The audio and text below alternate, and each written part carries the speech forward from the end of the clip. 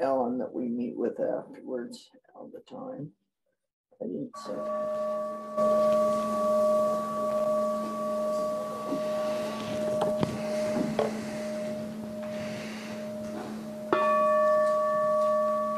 Where you lay your hand down, maybe, or your head or your heart. To be of use. I want to be with people who submerge in the task, who go into the fields to harvest and work in a row and pass the bags along, who stand in the line and haul in their places, who are not parlor generals and field deserters, but move in a common rhythm when the food must come in or the fire must be put out. The work of the world is common as mud. Botched, it smears the hands and crumbles to dust. But the thing worth doing well done has a shape that satisfies, clean and evident. Greek vases for wine or oil, Hopi vases that held corn are put in museums, but you know they were made to be used. The pitcher cries for water to carry, and a person for work that is real. These words to begin and open our space by Marge Piercy this morning. And a good morning it is. The choir's back up and sitting here, which is a fantastic thing to see.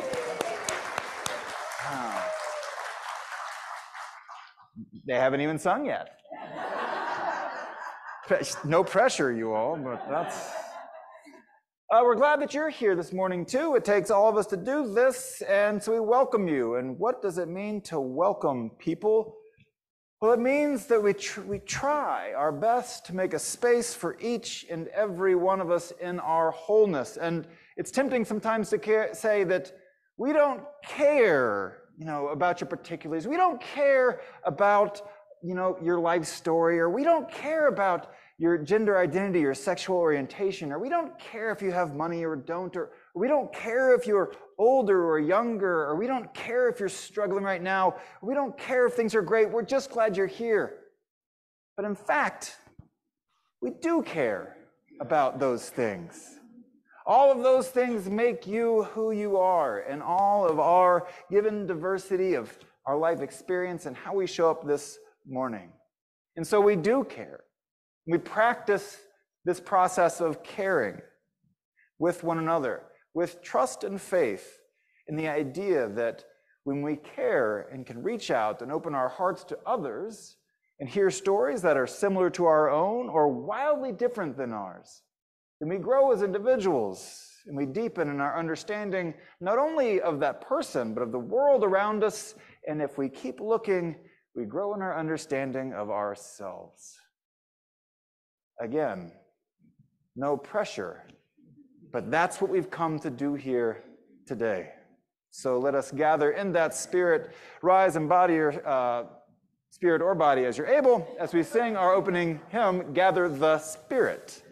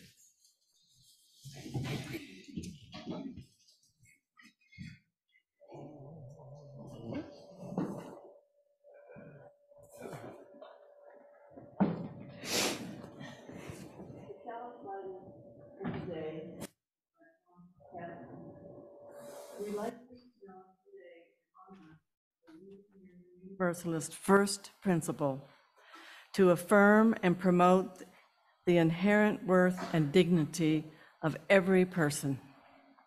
We recognize that these are not just words to be spoken. Instead, they call us out of our comfort into our ever-deepening commitment, a commitment we make to the rights of all whose inherent worth and dignity are denied, diminished, or destroyed by systems of oppression. And they call us into the practice of looking into our own hearts with courage and honesty.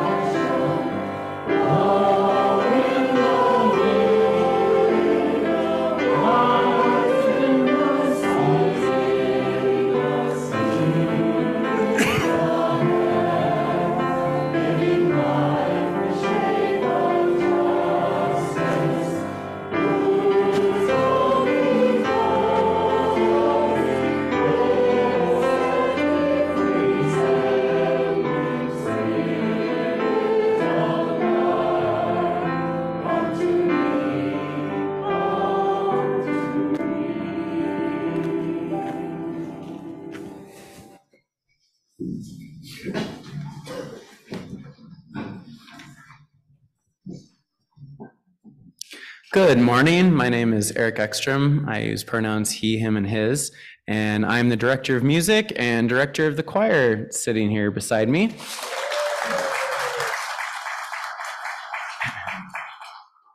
I just want to make a quick announcement. We have our adult choir rehearsals starting up again on Wednesday, September 7th. And we would love for you to join us. If you like to sing, you don't have to come with any skill set.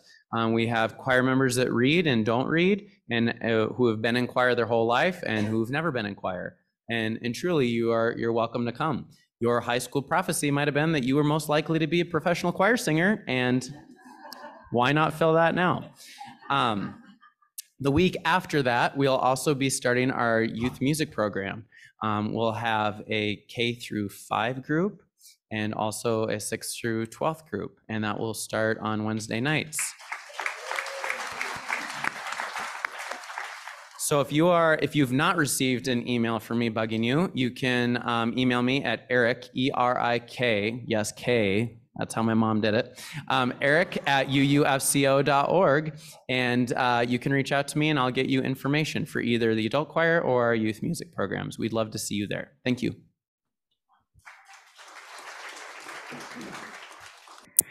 Good morning. I'm Amy Brock, and I'm the Director of Religious Exploration for Children and Youth. And I have a story to share with you this morning. Our pictures are going to be on the screen, but if you want to come and join me on the carpet, you're welcome to come and join me right here in this space. And while our friends are coming or thinking about coming, I want you to take a moment and just think about what you love about your home. What makes it special to you? What makes it feel good to you to be in that space?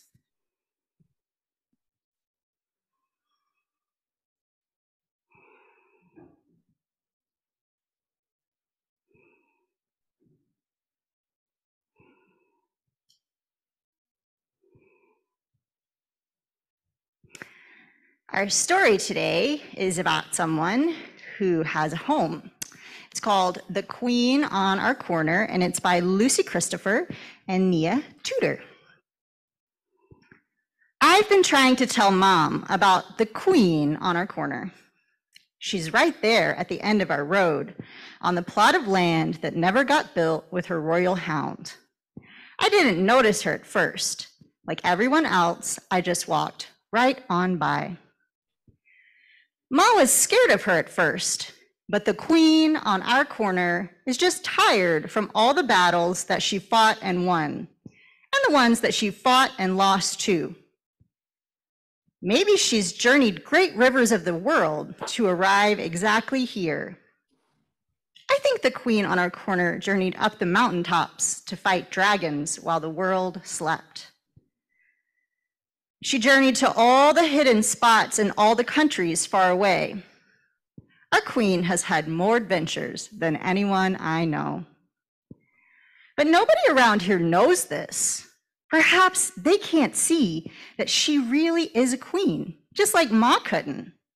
Perhaps our queen doesn't know where her palace is anymore. It's easy to lose a palace. That's what I tell Ma. Easier than you might think. So Ma and me stopped to give the queen gifts. Tea and toast for our wise woman, and some crumbs for her royal hound. She smiles, and it's brilliant, even though she has lost some teeth in her battle. At night, the queen on the corner and her royal hound protect our street, keeping watch for danger. And danger does come. One hot, dry night when the wind is high, the flames begin from a forgotten match. And the queen and her royal hound shout and howl and wake all of us up. Soon everyone is outside with buckets and hoses. They grab their precious belongings and take their cats. And then the fire trucks come. They douse the flames and they say it could have been worse. Yeah, and people agree and shake their heads. But now it's my turn to shout. I tell them that the queen saw the fire and saved our houses. And then they see her, finally. They give her water and blankets, but I know that what she wants best is a home of her own palace. And so we build her one, right there on the corner. Nobody walks by. Instead, we thank the queen and listen to her stories. These days, the queen makes tea for Mom and me, and even the royal hound. And Ma and the queen keep watch over the whole street, and they laugh together, though she still fights the occasional odd battle. So ends our story today. It's a great reminder to look for kings and queens and royal hounds wherever we might go, because you never know when you're going to meet someone really, really special. And so ends our time together today. Let's say our children's covenant. In this place, I am kind. In this place, I am loving. In this place, I am a friend to the earth and all animals and people. In this place, I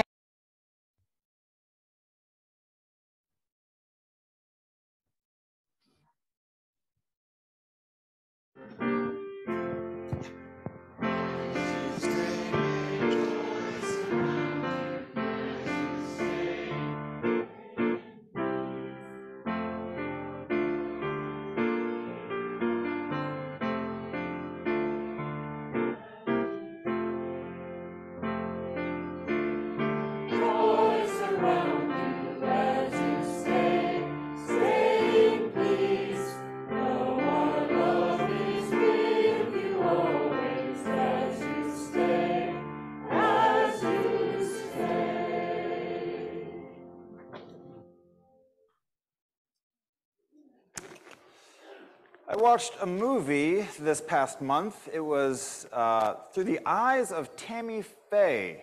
Has anybody seen this? It's a movie about Tammy Faye Baker and Jim Baker and their whole, shall we call it an enterprise? And it's a fascinating movie, and why am I telling you this? Because I'm getting ready to invite us to take the offering. And I just wanted to make sure that you all know that we steward the money that you put in the basket and do your pledges much better than Jim Baker did for his enterprises. So with full faith in that, I'll invite the ushers to come down at this time and take our morning offering to responsibly serve the efforts and works of this congregation.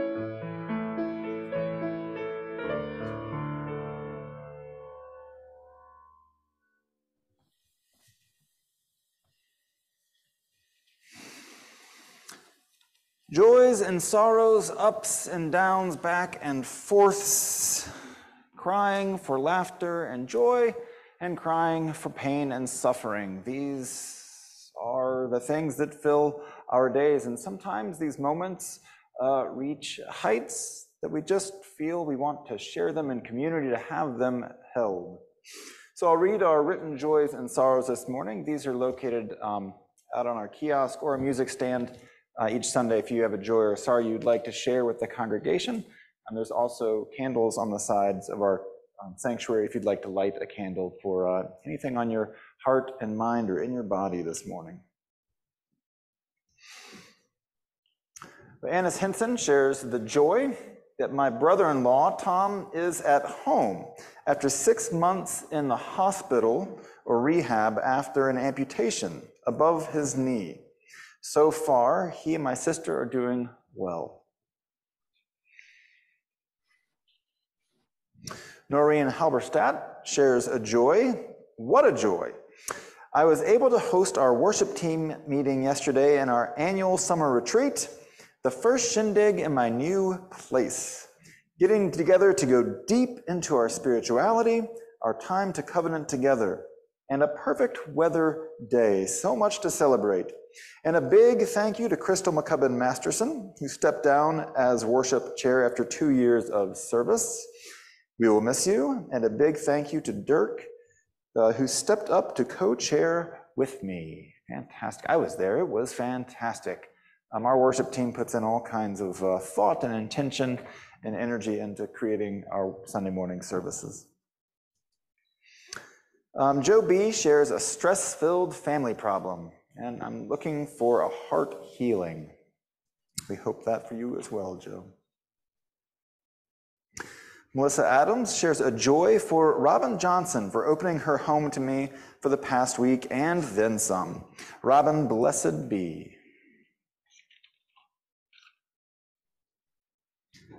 And Gwen and Carlos share joyful for 30 years of marriage. And half of that time was here in Bend. Congratulations, you all. 30 years. Was being in Bend good for the relationship? Yeah, it was good. Good. Good news for all of us who live here.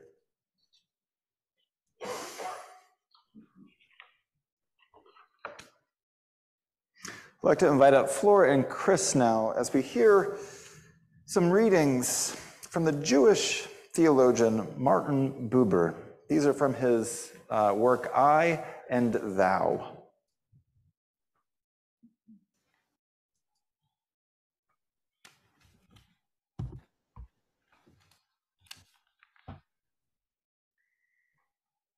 spirit is not in the eye, but between I and you.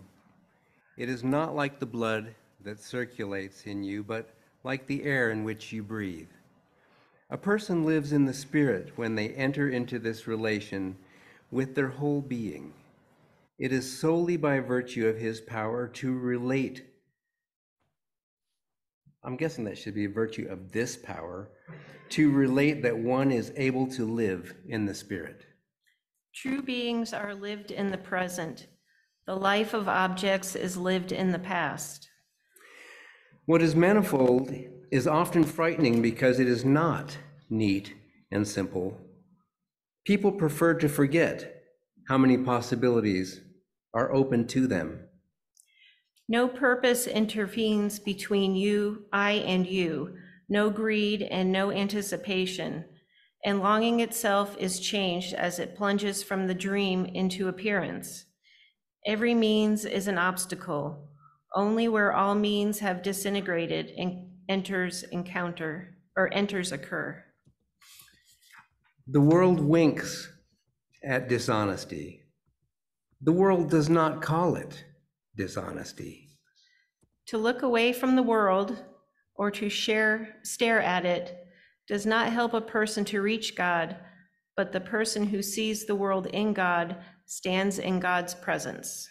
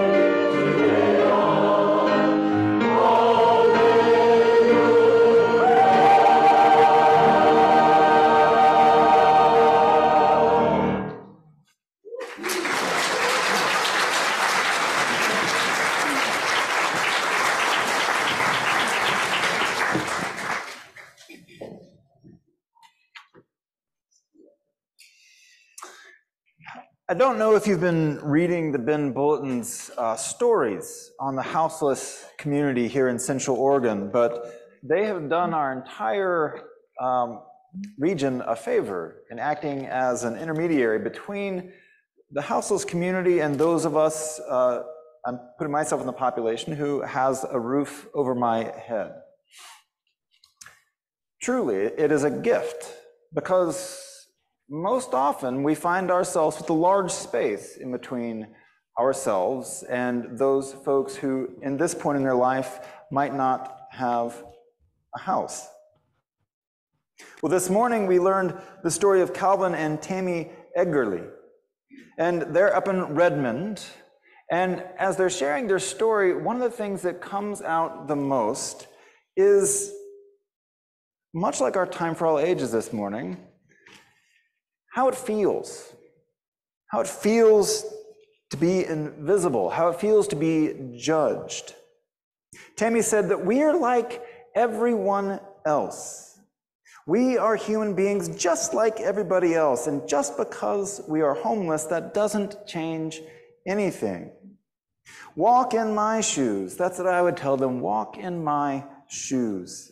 It could happen to them any day, just like it did to us or anyone else. This desire to be seen. They tell about how many folks walk by or ignore them or judge them. This desire to be seen. It reminded me of when I was in Chicago. I went to seminary there. And in Chicago, they have this publication called Streetwise. It's this really cool, I see some nodding heads, right? It's this really cool newspaper publication, completely do it yourself, do it on your own, do it yourself. And it is published by and created by and written by people in the houseless community. I'm going to use the terms houseless and homeless interchangeably today. It's written by the people in that community. They produce these, they buy them from the operation for a set amount, and they sell them for, I think, twice as much, and then they earn that money for their own. So I lived out in Hyde Park in Chicago, and on this street corner, there was this guy who was always selling Streetwise. And so I made it a practice while I was there that every time an issue would come out, I would buy, one or two, and I made myself a promise not to buy every single, copy I saw just to support that person, but as a way to engage and relate, and to also just read this incredible publication. So I had bought one from this particular person maybe once or twice, but not often. Most often, I just walked by him, as did most people. He was standing there on this street corner in Hyde Park, which is not incredibly busy, but there's a decent amount of foot traffic across from this grocery store. And I recognized that my relationship to him was more commonly than not to put my eyes down, to not make eye contact, and walk past so I could go along with my day. Well, this one particular day, I looked up, before I was in his eye shot, so that I didn't get seen looking at him, right, to engage in that way. So I looked up before I was in his eye shot, and I saw him with his head down like this. And he was, I could tell, slightly crying. And yet, the people walked past, on his left, on his right, in front of him, and behind. This man just weeping on the street corner. And so I walked up to him and I said, are you okay? Is there anything I can do for you? Are you all right? And he just looked up and broke my heart and said, do you have any idea what it is like to stand on this corner here and have people ignore me all day long? It is so very hard to stand here amongst all these people and feel invisible. Of course, in that moment, I wished it hadn't taken his tears to invite me to engage in him in a deeper way. But in that moment, that's where we found ourselves. And I get it, that I realize there's limitations. I can't stop at every single person who's selling a streetwise newspaper to engage them in meaningful conversation. And I was in debt and a broke seminary student. I didn't feel like I could afford that many streetwises in a weird kind of upside down reality, right? It's not always possible, perhaps, in our lives to stop and interact with every single person who's houseless that we see, nor should we, because they're living lives of their own too. They might not want to talk to you in any given moment. There are concerns that are warranted and unwarranted. There's maybe a reasonable or a false sense of danger. There's intrusion, and then there's time constraints. So if we want to get on our way. But my guess is, with all those things being present, the main reason that those of us who walk by do so is the sense of discomfort inside of ourselves. That feeling that I have inside that says, I should be doing something. What should I do? I don't know what to do. My values say this. My inclination is to do this. I'm caught in the middle of that tension. The easiest thing in this moment is to just keep walking on and make sure that I, give in some other way that is perhaps less relational. This reminds me of a friend of mine, Pam, who was also in seminary, and she took as her practice to always keep a couple bucks in her car so that she could engage. And I thought that was a really neat practice. And I asked her why she did that, and she said, because I don't like the way I feel when I don't. And that's okay, because she located it within herself and took responsibility for what was happening. So I don't presume that all of us here necessarily have a house, but those of us who live in a home, as we confront this, what it does is it forces us to confront our relationship to our values, to ourselves, and to the world around us, and in any given situation, that particular person.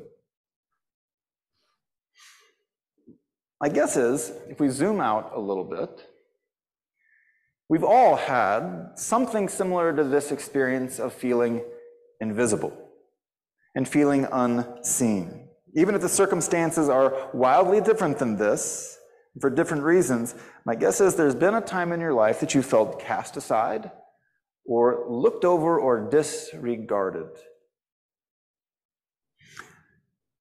And that feels a certain way. It feels a very lonely way. It feels disconnected.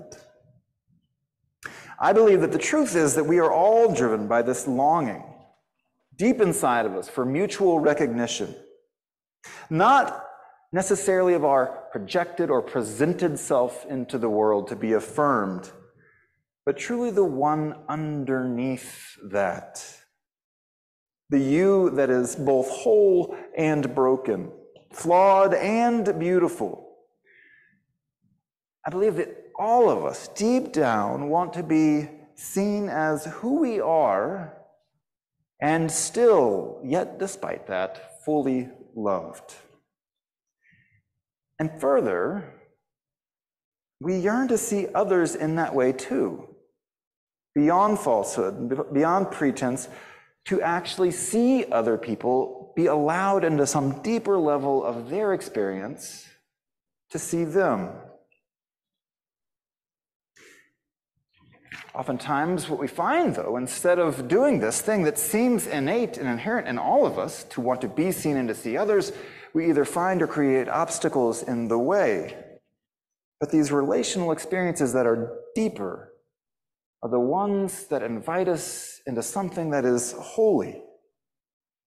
Martin Buber was a 20th century philosopher and theologian, best known for his 1923 work, I and Thou, or I and You, to make it less, old King's English. You can say thou if you would like, but these days people often say I and you.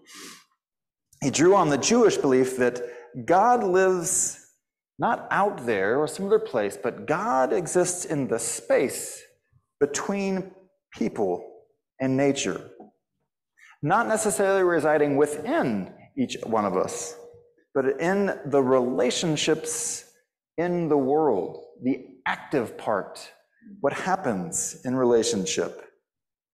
Buber's philosophy was all about the nature of this interaction between people, between humans, and in his language, he would say, ultimately, God.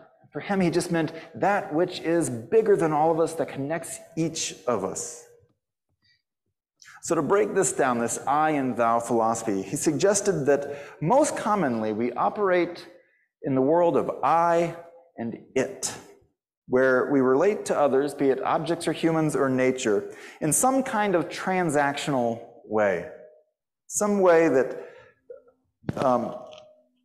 asks how the other can be of use to us, how we can placate the other, or how we can avoid the other. The relationship is not a dialogue between two entities, but rather just us in monologue, doing what we do, presenting what we present to the world. And in doing this, clearly, we skip straight over the unique presence of what is in that other, be it a person or a beautiful tree. He writes a lot about trees. He's enamored with his relationship to trees and how he can look at a tree and say, it's a tree. Or he can look at a tree and have a holy experience of understanding that the tree exists and he exists, and actually he and the tree exist together. He would say, look between us. The spirit is not in the I, but between I and you. So he would say the alternative to I-it relationships is I-thou, an I-you relationship.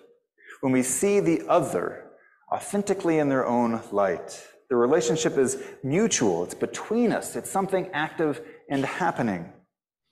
While staying separate, we actually really do see and meet each other. But when this can happen in a deep way, he would say this is when we experience something that is ultimate. So when we enter into this I and thou relationship with another, whether it's an object or a tree or a person, we invite this presence of God or the sacred or the holy or the possible or the connected or that which is deeper, however you relate to the idea of the ultimate. This exists in relationship. To honor ourselves, we honor the other. And then, it's not enough to just see the other and be seen. He would say that something even deeper can happen. And that's not I and it. It's not I and thou. It's simply I, thou. It's all collapsed. We recognize truly that we are one and connected. Because as he said it, to get to I, which is the authentic self, an open heart, when I come to that place that opens and the other one does too, then something sacred happens. My guess is, in addition to all feeling lonely and cast out at some point, we've all had some kind of experience, whether it be with nature or another person, where we got to that place of I, thou, where something deeper opened, something beautiful, something that was different. The room changes a little bit. An energy field is present that we feel we're a part of something different. I heard this just yesterday. There is a podcast called WTF by Mark Maron, who's a comedian. And he's been doing this podcast, it's like his 1,300 something. He was early to the podcast game. And he's a comedian who has an interesting life and used to be an addict and has done years of therapy. And so he really appreciates like depth of conversation. And he's a really good interviewer. And he's also funny and can go light and deep. So he's an interesting person. He also uses the F word a lot. So if you're going to listen to him, just as a warning. So he was interviewing Andrew Garfield yesterday, who is an actor, an English actor who played Spider-Man, and he's Scorsese movies and theater. He's a younger actor who's pretty amazing. And in the earlier part of the interview, I was listening to it on the way out to the worship retreat, actually. They were talking about loss. And Andrew Garfield, revealed that, he'd lost his mother 2 years ago, and he was really still dealing with that grief. And Mark Maron was sharing that he had lost someone in his life that he cared very deeply about, that was in relationship with. And so they just kind of started talking about grief and this feeling of absence, this large feeling of absence within them. but then how also that feeling of absence is filled with this love that continues on, and you could just feel the conversation going somewhere. And then there's a pause. And you could tell it was Mark's turn to ask Andrew a question, interviewer asking interviewee. And Andrew just said very simply, I'd be curious to hear a little bit more from you about that feeling of absence, if that's okay.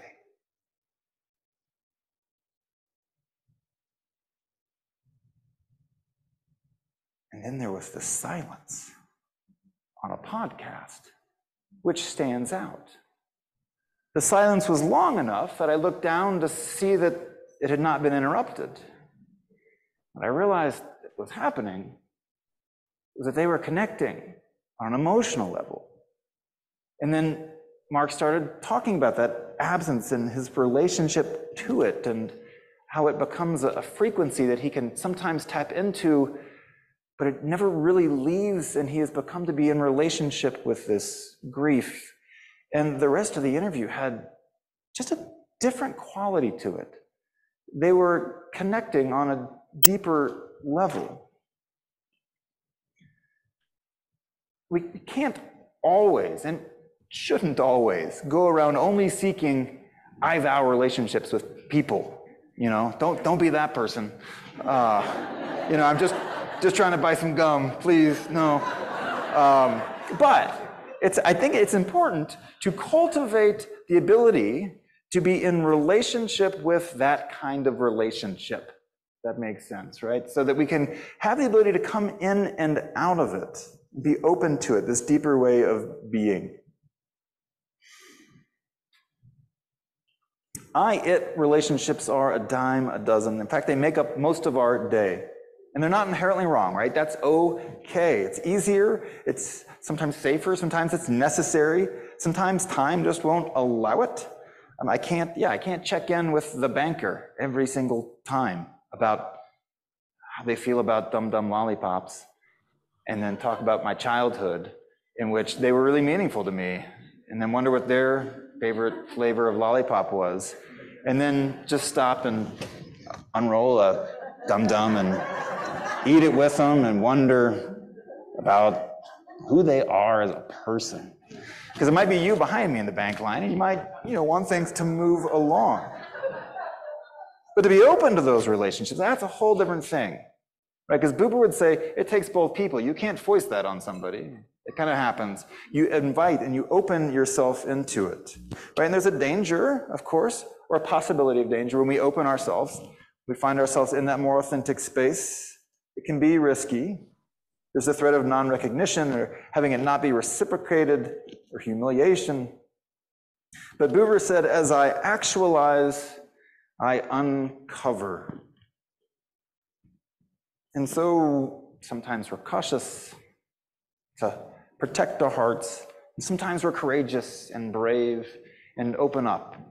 Sometimes it ends with I and thou. Sometimes it's I, it, and that's okay. And every once in a while, we might be lucky and blessed enough to find some good old I, thou deepening happening. We never know exactly in any relationship what will happen, how it will go. We can't predict that. We can't predict that in our relationship with the houseless community. And there's always conflict in this, is there not? Who is my neighbor? How do I consider that person? There's conflict between my responsibilities to myself, to my family, to our community, to our neighbors, to our world, to my timelines. But the question is, how are we to respond in any given moment, to any given situation? What shall we say? Is there a liberal religious response to this? David Bumba, Unitarian Universalist minister from whom I had the pleasure to learn from at that seminary, said the earth is filled with revelation. The messages come to us, and always they convey the same meaning, reminding us who we are and how we are rooted in a common reality. The message we are hearing right now in Central Oregon is that there are people without a home, and there is a place for us. There is a place for us in relationship to this. And this is not new work in this congregation. We've supported the good work of Bethlehem Inn for years and years. There are people who serve meals at the family kitchen. We have Nourish that donates veggies to Reach, and yet the earth is filled with revelation, and the messages come to us, and always they convey the same meaning, reminding us who we are and how we are rooted in a common reality. And so we got another message. In my second year here, the social justice steering team here got a lot of the other steering teams or representatives of justice teams from other churches in town. And we all sat in our conference room in there, and we looked at each other and said, what should we do? What do we have in common? How can we help each other? And what's a common vision? And we talked about lots of stuff that we had in common, like climate change and environmental justice. And we wondered, with some of the churches, we wondered how we could partner on LGBTQ issues. But we realized the one thing that we had in common was Stacy Whitty, who's here with us today from Reach. At the time, there wasn't a Reach, but we all realized that when we needed to reach out to somebody in our community because we had a need, or someone had contacted us, that Stacy was the person that we called to get information, to get some guidance, to get some help. Well, at the time, Stacy was just doing this. There was no organization around her. She just did it because it's her calling. And so we realized that our work was not to create something anew, but figure out how to support this work that Stacy was doing. And so that began the beginnings of Reach as a nonprofit here in Central Oregon. And so we've been continuing to support Reach in that way. And one of the things that Reach, and the many things that Reach does, is to facilitate the safe parking program here in Central Oregon. They've been doing this at Nativity Lutheran for 2 years and invited us into this program. We first looked at it during the COVID times and realized that as the staff was not here on the campus, it was probably not a good time to launch a new program like that. And so we waited and returned to the conversation this last spring, summer, and this fall. The process is, and we're going to have a meeting you heard earlier after church today, so I'm going to be brief in my explanation, and that's a teaser so that you can come to the meeting after you get some coffee. But the brief take is that through Reach's facilitation, we invite two families or an individual or a group to have a safe place here to park as a part to support this time in their lives. It's an answer to the question of what can we do or what else can we do? How can we respond in a way that is in relationship and using the resources that we have?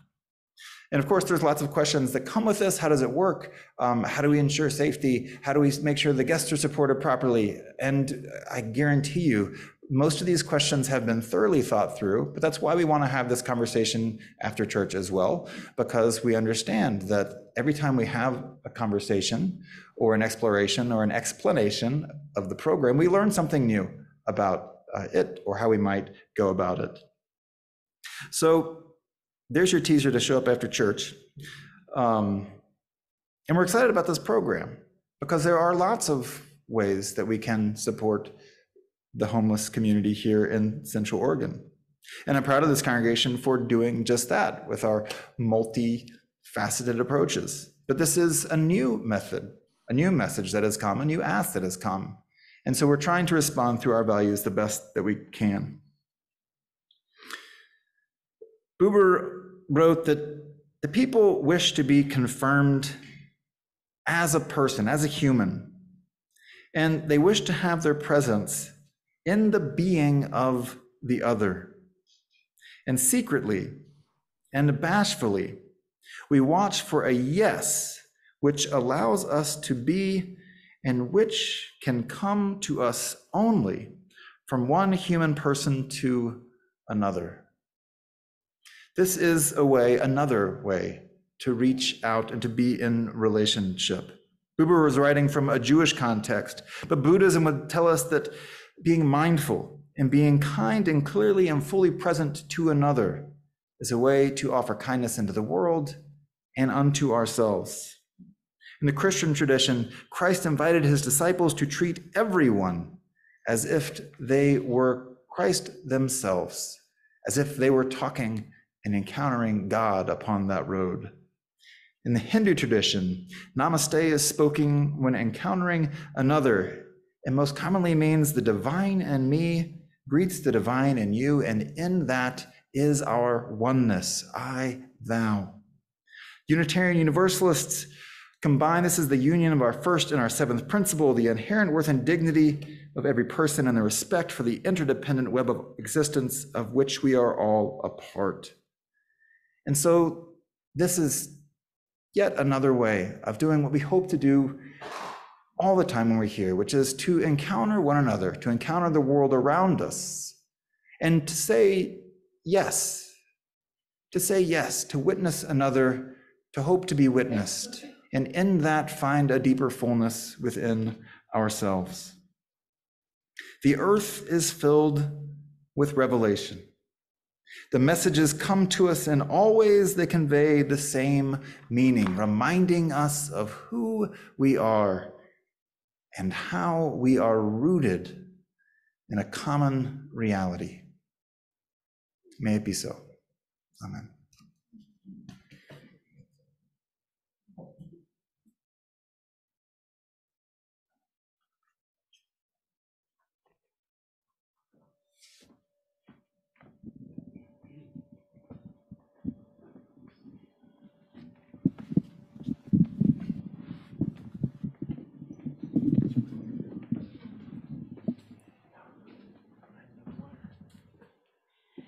We've got a fun song for you, and it takes some participation.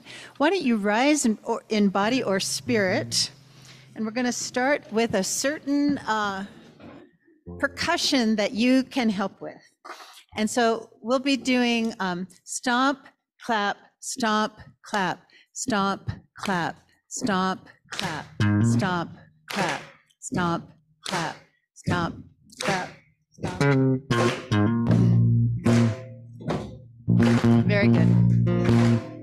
I got plenty and then some. What do I do? Sing along if you can. Got plenty and then some. What do I do? Got plenty and then some. What do I do now? I go out and help somebody. Get plenty and then some too. Roof over my head, what do I do? Roof over my head, what do I do? Got a roof over my head, what do I do now? Go out and help somebody. Roof over their head. Supper on the table. What do I do? Sing along. Got supper on the table. What do I do? Got supper on the table. What do I do now? Go out and help somebody. Put supper on the table too. That's what I do. I've got to give. I've got to give. And when you got enough to give away, well, it's the only way to live. Got plenty and then some. What do I do? Plenty and then some. What do I do? Plenty and then some. What do I do now? Go out and help somebody. Well, go out and help somebody. Go out and help somebody. Get plenty and then some. reach you.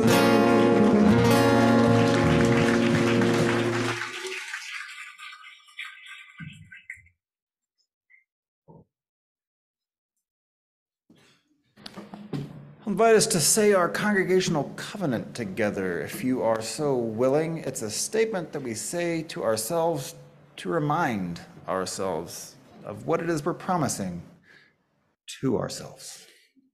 Love is the spirit of this fellowship, and service is its law.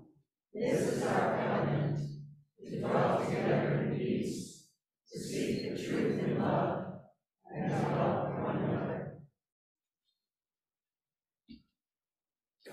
Our goal is not to save the entire world. Our goal is to do some of what we can. To look at our own lives, to realize that we have something to offer. Maybe it's love, maybe it's care, maybe it's resources, maybe it's space. There's something in your life, if you look, that is abundant and can be shared into the world. May that be so, this day and every day. Amen.